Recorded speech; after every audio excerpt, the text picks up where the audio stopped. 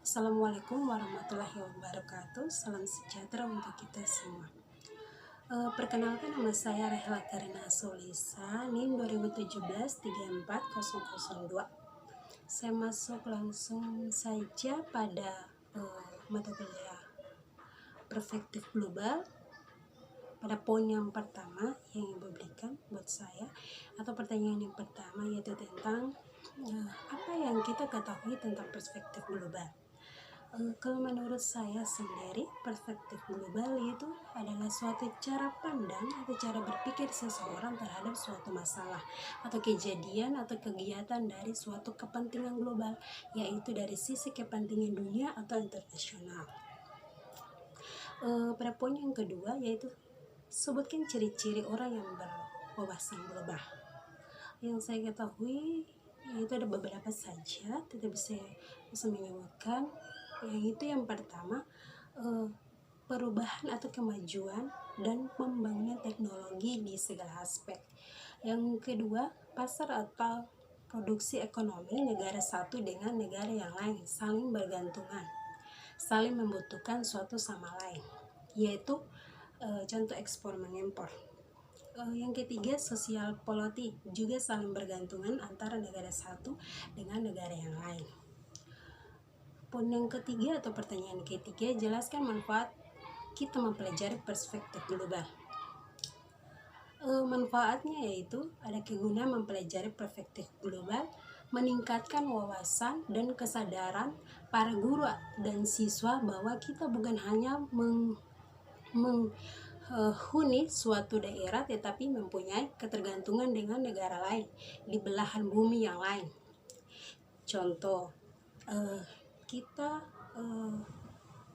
dari Universitas Patimura atau dari sekolah di Ambon tidak hanya membutuhkan suatu daerah saja, tetapi kita membutuhkan dari daerah-daerah lain atau negara lain agar kita dapat berpikir yang baik, berpikir yang positif, tidak berpikir berkotak-kotak atau berpikir sempit, tetapi kita lebih berpikir luas. Dan secara matang kita harus mengetahui pendidikan dari luar juga, bukan dari daerah kita saja, agar kita jangan berpikir yang kotak-kotak atau berpikir yang sempit, tapi meluas. Pada yang pertanyaan yang keempat, bagaimana cara mengatasi permasalahan global? Ya, yang menurut saya yaitu upaya kita untuk melakukan penghematan listrik. Yang kedua, menanam pohon atau reboisasi. Yang ketiga, tidak menambang pohon, hutan sembarangan, menggunakan energi alternatif, tidak menggunakan alat yang menghasilkan gas. Dan yang terakhir, mengurangi atau pengolahan kendaraan bahan bakar atau fosil.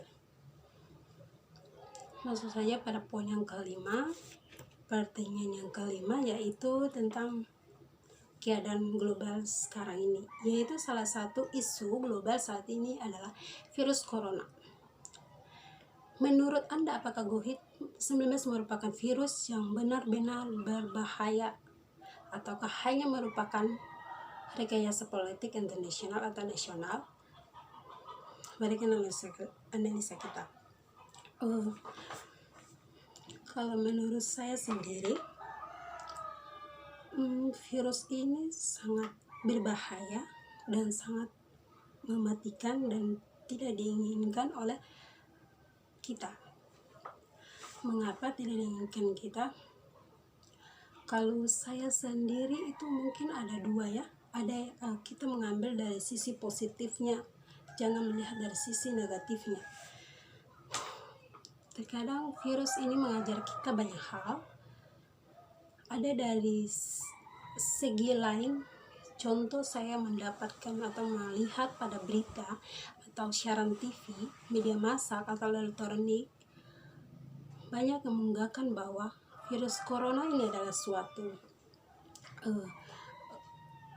virus yang buat-buatan oleh pemerintah atau suatu virus yang hanya berrekayasa. Tetapi menurut saya di sini ini virus ini sangat berbahaya dan sangat mematikan, bahwa virus ini tidak direncanakan oleh manusia. Apa yang terjadi pada dunia ini, pada globalisasi saat ini, yaitu yang mengetahui hanyalah sang pencipta. Kita tidak bisa merekayasa suatu hal. Dan terkadang pro kontraknya antara negara satu dengan negara yang lain. Contoh kecil saja ada pada daerah kita, yaitu daerah Maluku. Kita menganggap bahwa ini adalah virus buat-buatan, sehingga kita tidak mendengar atau mematuhi suatu aturan yang ada dilakukan oleh pemerintah, seperti protokol kesehatan yang dilakukan di masyarakat. Harus menggunakan masker, harus mencuci tangan setiap hari. Terkadang kita lalai untuk menggunakan hal itu karena kita berpikir bahwa itu adalah bukan suatu barang yang berbahaya, tetapi itu sangat berbahaya dan sangat merugikan diri kita. Karena saya tahu bahwa sudah banyak jiwa atau korban yang meninggal karena virus ini, tapi kita acuh tak acuh dan berpikir bahwa itulah suatu buatan politik pemerintah untuk mendapatkan suatu hasil atau uang. Padahal itu bukan, tidak. Virus ini sangat berbahaya dan sangat merugikan banyak kita. Itu terpulang bagi kita masing-masing, harus melihat dari sisi positifnya, jangan mengambil pada sisi negatif. Pada daerah kita juga bahkan kita mengalami hal tersebut. Sampai saat ini kita harus kuliah online, sekolah online, segala sesuatu itu kita kerjakan di rumah. Memang virus ini mengajarkan kita banyak hal, dan kita mendapatkan suatu pelajaran yang banyak. Harus berkumpul dengan keluarga, tetapi kita harus berhati-hati dan harus bersih, karena banyak hal yang kita ketahui tentang virus ini. Terkadang kita lalai untuk melakukan, dan kita berpikir bahwa ini adalah virus buat-buatan manusia atau rekayasa.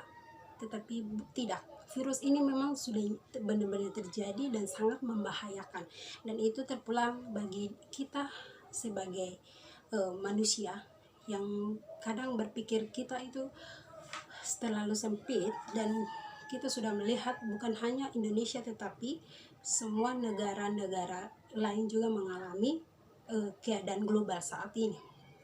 Contoh kecil pada yang ada terjadi di Ambon juga, bahkan mereka mengatakan bahwa itu hanyalah virus buat-buatan, sehingga mereka tidak harus menggunakan masker, tidak harus mengikuti aturan pemerintah, harus mengikuti protokol kesehatan. Mereka lalai untuk melakukan suatu hal itu.